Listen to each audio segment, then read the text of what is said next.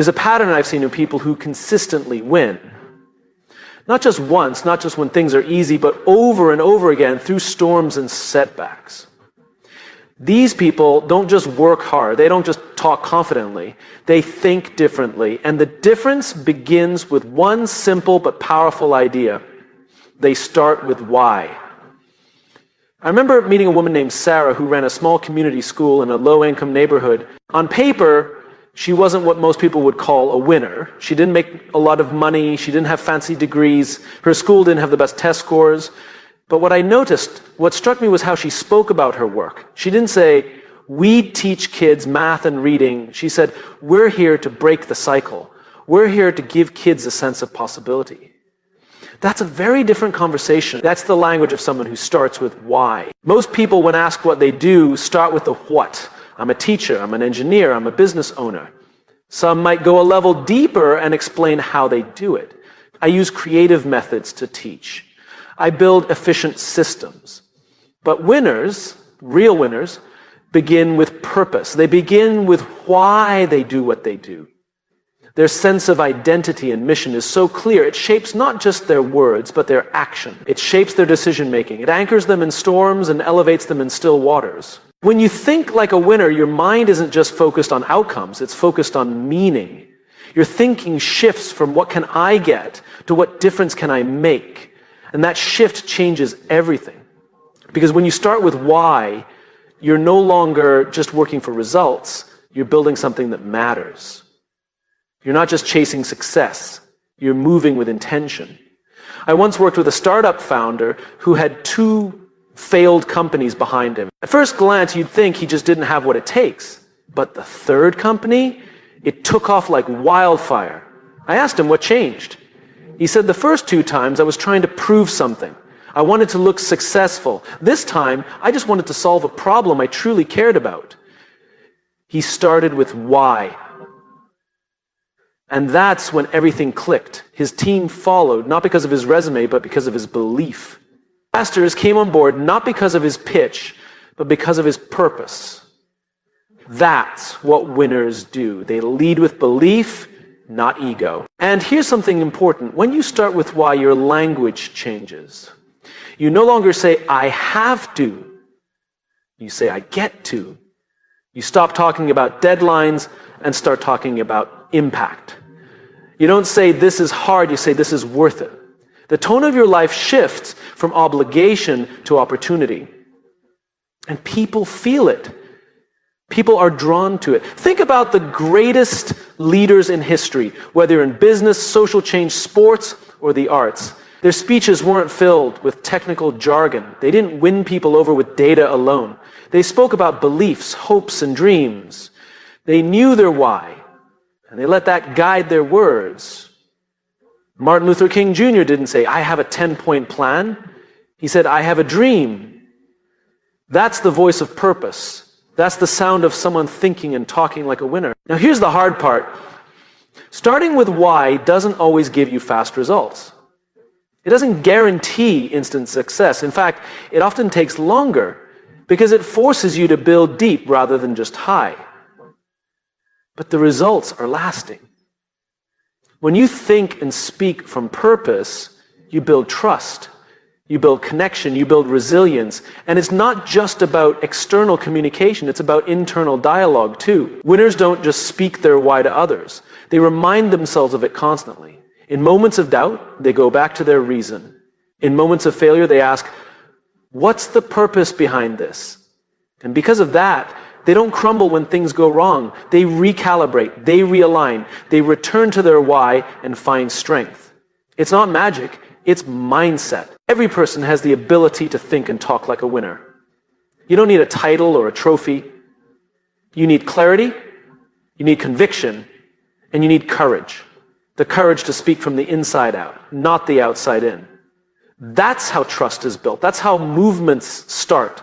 That's how ideas become reality. So if you want to become the kind of person people follow, the kind of person who keeps showing up even when it's hard, start by answering one question.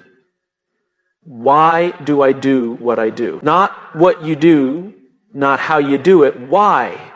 Because if you know your why, the what becomes more powerful The how becomes more creative, and the way you show up in the world becomes more authentic.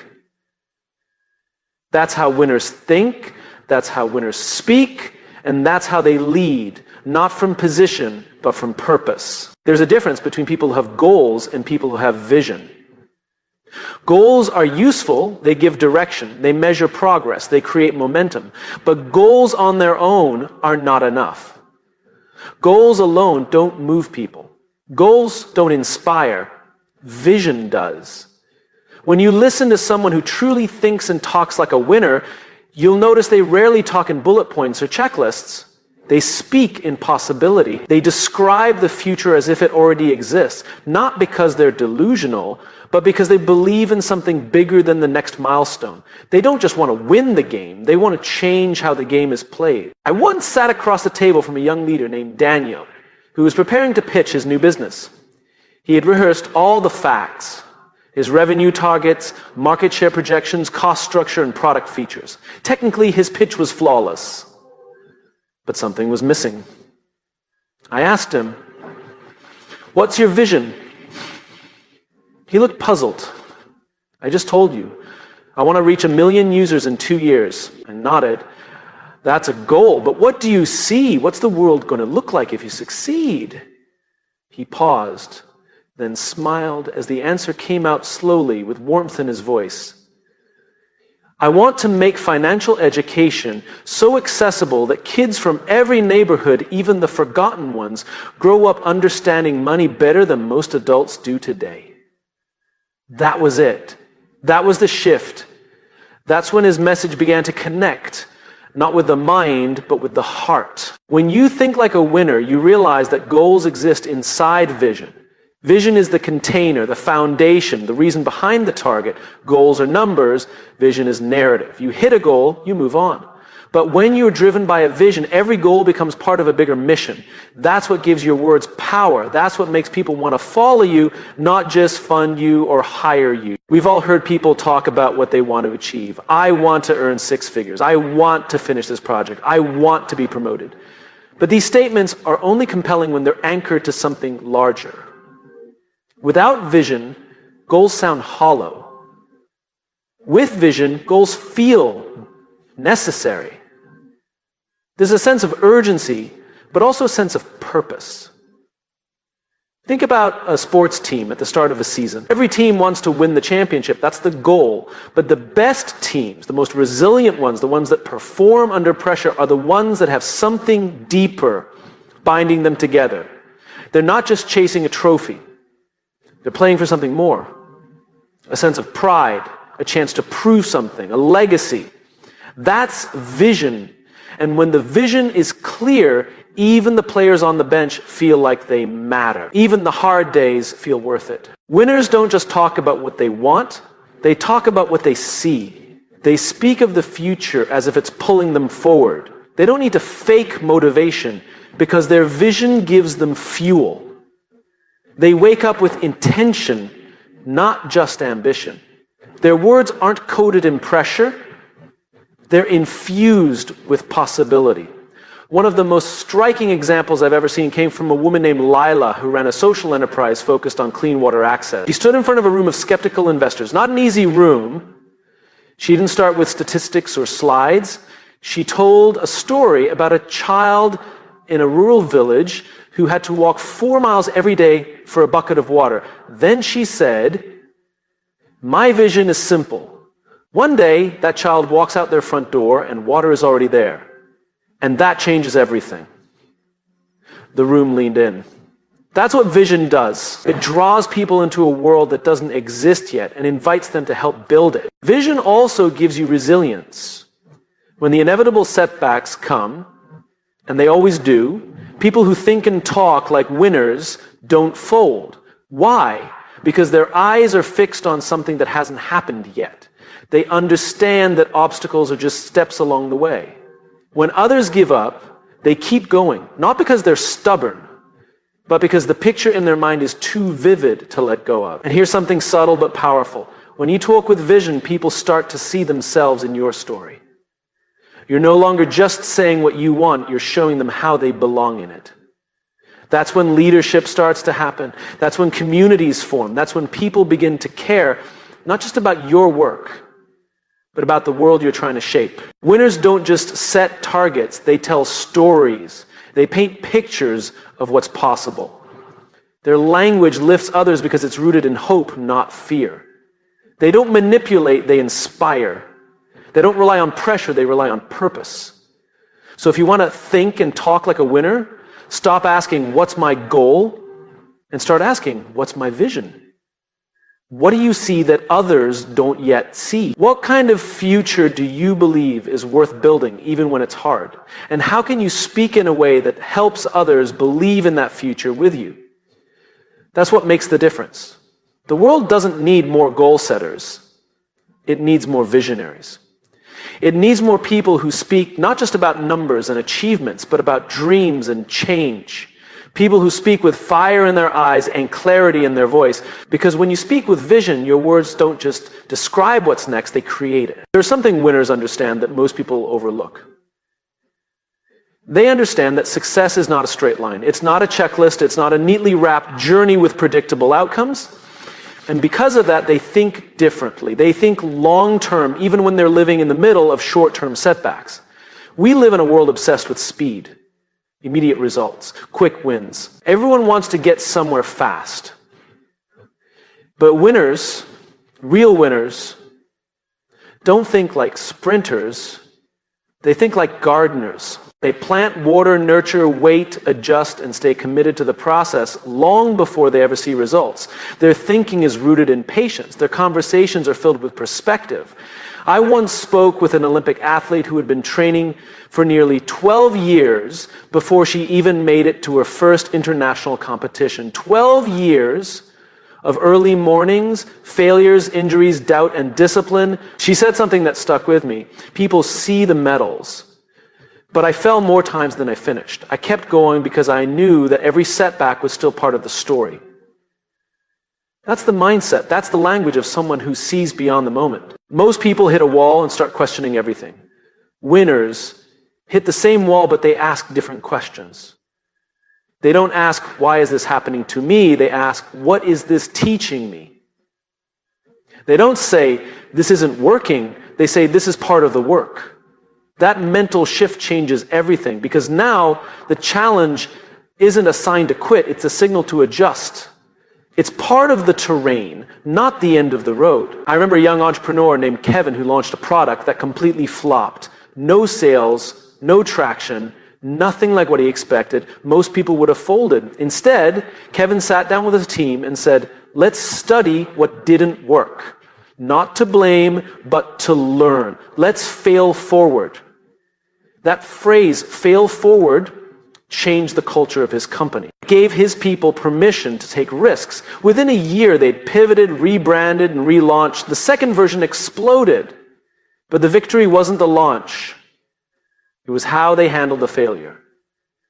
That's long-term thinking in real time. You can tell a lot about someone by how they talk about failure. People who think like winners don't sugarcoat it. They don't pretend it didn't hurt, but they don't let it define them either. And their language doesn't sound like defeat, it sounds like growth. They use phrases like, that was a turning point, or that experience sharpened me. They see failure as feedback, they see pain as preparation, and most of all, they understand that winning isn't about always being right, it's about never stopping the pursuit of something meaningful. When you listen to someone with this mindset, their words carry depth. They don't just celebrate outcomes, they talk about process. They don't just talk about what they've achieved, they talk about how they kept going when no one was watching. There's a quiet strength in that, a humility, a focus that can't be faked. There was a teacher I met once in a struggling school district. Low budgets, high stress, constant turnover. He'd been teaching there for 20 years. I asked him how he kept going when so much seemed broken. He smiled and said, because I don't teach for the test, I teach for the decade. He went on to explain that his mission wasn't just to help students pass exams. It was to help them become adults who knew they mattered. That kind of thinking, that's long-term. That's someone who isn't driven by applause, but by impact. And that's the secret. When you think long term, your definition of winning changes. It's no longer about outperforming others. It's about outlasting fear. It's about staying true to your values, even when it would be easier to cut corners. It's about building something that lasts, not just something that looks good today. And when that's how you think, that's how you speak. Winners talk about legacy, not just leverage. They speak about principles, not just profits. They talk about building people, not just products. Their language isn't focused on what's urgent. It's focused on what's important. And that difference creates trust. People know when your words come from a deeper place. They can sense when your motivation is anchored to something beyond yourself. It's tempting to chase speed, to want it all now, to compare your timeline to someone else's highlight reel. But winners don't do that.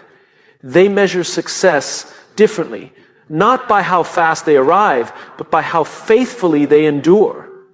They know that anything worth building takes time, and they speak from that place, calm, steady, resilient. And maybe that's the most powerful thing of all. When you think and talk like a winner, you create a culture around you, a space where failure doesn't have to be fatal, where progress isn't just measured in numbers, but in growth, integrity, and consistency. So the question is, what kind of thinker are you when things aren't going well? What kind of words do you choose when the results haven't shown up yet? Are you reacting, or are you reaffirming your value? Are you judging your success by what happened this week, or by who you're becoming over the years? The people who win in the long run don't always look like winners in the moment. They're often the quiet ones, the ones still showing up when others have moved on, the ones still learning, still building, still believing, even when the spotlight is gone, because they know that greatness is never rushed. It's revealed in the way you carry yourself through the in-between. That's how winners think. That's how they talk. Not with arrogance, but with endurance. Not with quick answers, but with lasting purpose. And the best part? That mindset is available to anyone. You don't need a title to think long term. You don't need permission to speak with perspective. You just need to believe that the process matters as much as the prize, and to speak like someone who's already on the way, even if no one else can see it yet. Because the moment you start thinking beyond the moment, you're already winning. One of the most overlooked traits of winners isn't strength. It's not intelligence or charisma or even discipline. It's consistency. The people who win again and again, over months, over years, over decades, don't always have the loudest voices or the boldest moves. What they do have is the ability to keep showing up. When it's hard, when it's boring, when no one else is watching, they've learned that greatness isn't created in bursts, it's built in rhythm. I once visited a friend who runs a small bakery tucked in a quiet neighborhood. It opens at 5:30 a.m. every day. And he's there before the sun rises.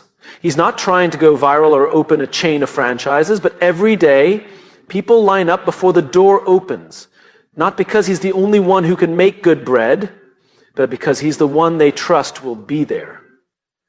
Always. His product is great, yes, but it's the consistency that's earned loyalty. He shows up. Rain or shine. That's what winners do. We live in a culture that celebrates intensity, the grand gestures, the dramatic turnarounds, the viral moments. But the truth is, winners are built in the quiet, in the repetition, in the decisions that no one sees.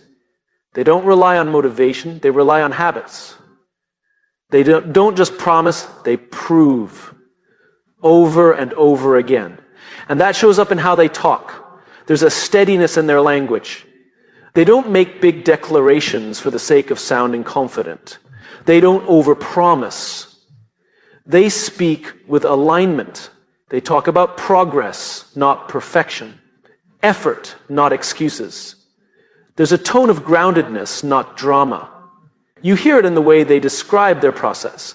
I keep chipping away at it. We're building something strong and steady. Every day matters. That's how winners think. And that's how they speak. I met a young leader recently who had just taken over a struggling team at her company. She wasn't the loudest in the room. She wasn't trying to impress anyone, but her people trusted her. I asked her what she thought made the difference. She said, "They know I'll do what I say every time. That was it. Not big speeches, not shiny presentations, just follow through. Her team didn't need her to be perfect. They needed her to be present. That's the power of consistency. It's easy to show up when you feel inspired. It's easy to commit when things are going well. But winners don't wait for conditions to be perfect. They make showing up part of who they are. It becomes identity. It's not a decision every day. It's already decided. And that commitment becomes a message. It tells the people around you, you can count on me. This tells your own mind, I follow through. And over time, that becomes your reputation, your edge, your foundation. Think about a relationship. What builds trust?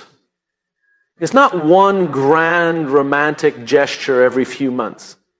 It's the little things. The call when you said you'd call. The attention. The presence. The reliability. The same is true in leadership, in business, in life.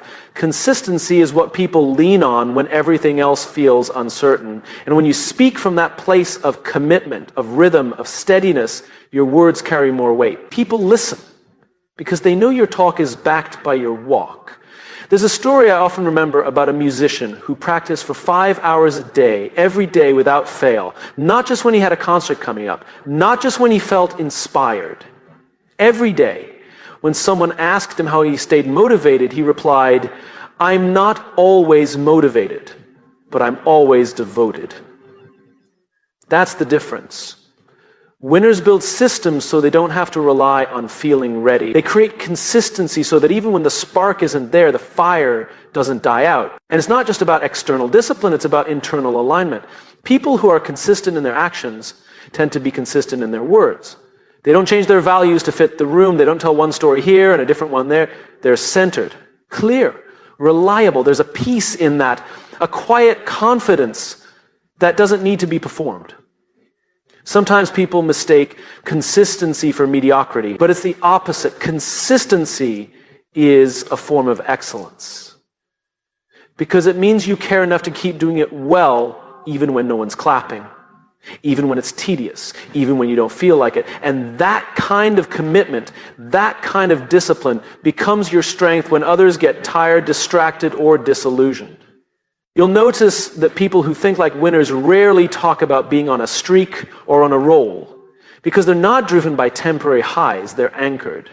When something goes well, they're grateful, but not overly attached. When something goes wrong, they adjust, but they don't unravel.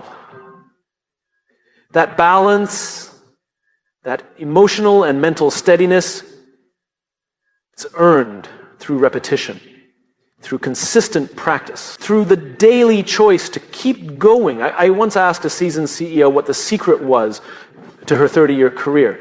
She didn't say strategy, she didn't say innovation. She said, I just never stop caring. And I never stop showing up. That's it. And it's enough. Because that kind of consistency builds momentum. Momentum builds trust. And trust builds influence that lasts. If you want to think and talk like a winner, don't just ask yourself what big move you're going to make next. Ask yourself what small move you're willing to make again and again and again. Are you willing to be the person who follows through? Are you willing to stay steady when others get distracted? Are you willing to build a reputation? Not for flair, but for faithfulness. Because in the end, people may remember your high points, but they'll trust your pattern. And that's what matters. Winners don't win because of one great day. They win because of thousands of unseen, uncelebrated days where they chose to show up, do the work, keep the promise, speak the truth, and build the habit. That's how they win. And that's how you can too. Winners understand something most people don't. Words are not just tools, they are signals. Every time you speak, you're broadcasting how you see the world, how you think, what you believe, and where you're going. And more importantly, whether or not others want to go there with you. Language creates culture. It builds momentum or kills it. It brings people together or quietly drives them apart. When winners talk, there's something in their tone, in their choice of words, in their clarity that makes others lean in. It's not magic, it's alignment. Their words match their mindset. Their talk reflects their truth. A few years ago, I worked with a senior leader who inherited a toxic culture. The team was talented, but worn out, disconnected, and demoralized. In his first meeting with the department, he didn't use flashy slides or rehearse a motivational speech. He stood up and said, "I know this team has been burned before. I won't insult your intelligence by pretending one conversation will change everything. But here's what I promise. I will show up with honesty, and I will earn your trust one day at a time." That was it. That kind of language doesn't demand belief. It earns it. That's what winners do. The people we choose to follow aren't always the smartest or most charismatic. Often they're the ones who speak with clarity and conviction. They don't perform. They don't hide behind jargon. They don't sell hype. They speak with intention. They choose words that align with their values and their vision. And that trust they build, word by word, becomes their leadership capital. You can tell a lot about someone by the language they use when things go wrong. Do they blame? Do they deflect? Or do they take ownership? One of the clearest signs of a winning mindset is responsibility. Not perfection, not control, responsibility. Winners say things like, "Here's where I fell short," or "This is on me and I'll make it right." That kind of language doesn't weaken trust. It strengthens it. It shows maturity, humility, and courage. A young athlete once told me, "I used to talk about how everyone else was holding me back, my coach, the system, the politics, but the moment I changed my language to what can I do better, everything shifted. I went from powerless to empowered." That shift in language changed the direction of his career, because when you change your words, you change your story. People with a winning mindset use language to elevate, not to impress. They ask more than they assert. They listen more than they preach. They speak not to sound important, but to connect, to clarify, to call others into something greater. They understand that leadership isn't volume, it's resonance. And resonance only happens when people feel seen, heard, and understood. Think about the people you admire. What do they sound like when they speak? They probably don't throw around big words to prove how smart they are. They probably don't talk in circles to hide uncertainty. Instead, they speak plainly, honestly, purposefully. And that simplicity isn't weakness, it's strength. It tells you they know who they are, and they're not trying to be anything else. Language, when used well, doesn't just communicate, it activates. It's the difference between saying, "I hope we make progress," and "we will make progress." Between "I think we're good enough" and "we are capable of more." Winners don't use language to hedge. They use it to build belief. They understand that people rise to the level of the words they hear most often. So they choose those words carefully. There's a restaurant owner I once met whose staff was known for being one of the most engaged teams in the city. Turnover was low, energy was high, the food was good, but the culture was better. When I asked him how he built such loyalty, he said, "I never say my business. I say our place. I don't say employees, I say my team." That might sound small, but words like that, spoken consistently, shape identity. They build a sense of shared ownership. They signal belonging. And that's what language can do. It can pull people in. It can remind them of who they are. It can anchor them to something bigger than the task in front of them. But only if we speak with purpose. The mistake many people make is thinking that communication is about talking more. It's not. It's about being intentional with every word. Winners know that confidence isn't loud, it's clear. Authority isn't about tone, it's about alignment. Influence isn't about persuasion, it's about truth. You don't have to be a professional speaker to speak like a winner. You just have to be willing to say what you mean what you say, and stay true to what you believe. Even when it's uncomfortable, especially then.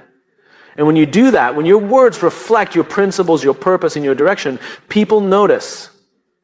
Because clarity is magnetic. Truth is rare. And in a world full of noise, the calm voice of someone who knows who they are and what they stand for cuts through like nothing else. So ask yourself, what do your words reveal about you? Are they reactive or intentional? Are they vague or focused? Do they reflect fear or conviction? Do they pull others closer or push them away? When you think like a winner, your language becomes an extension of your mindset. You don't need to pretend, you don't need to overcompensate. You speak from a place of alignment, and people feel it. And maybe the most powerful part is this: the way you talk to yourself sets the tone for how you talk to everyone else. Winners are careful with their inner voice. They don't allow negativity to take root. They interrupt doubt with truth. They replace "I can't" with "I'm learning." They speak to themselves the way they'd speak to someone they believe in, and that self-respect echoes into every room they enter. How you talk publicly, privately, to others, to yourself, isn't just about communication. It's about leadership. It's about identity. And most of all, it's about intention. Because when you speak like a winner, you don't just change how people hear you, you change how they see what's possible.